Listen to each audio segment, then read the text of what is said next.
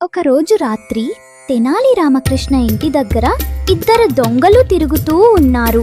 వారికి రామకృష్ణ దగ్గర చాలా బంగారం ఉందని విన్నారు.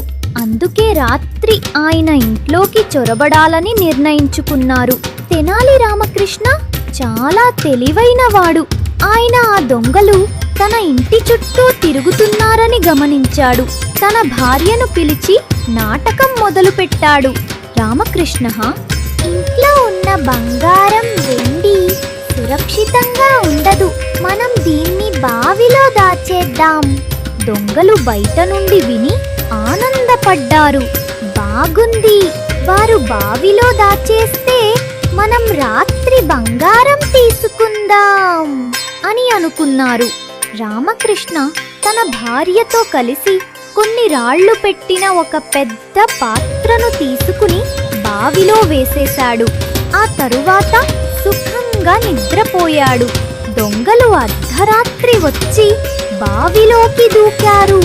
వారికి బంగారం దొరకలేదు, కానీ చల్లని నీళ్లలో మునిగి తడిసిపోయారు.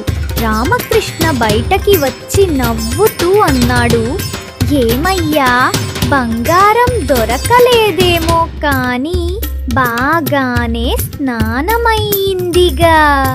దొంగలు సిగ్గుపడుతూ పారిపోయారు. బుద్ధి ఉన్నవాడు ఎప్పుడూ శత్రువులను ఆయుధం లేకుండానే ఓడించగలడు.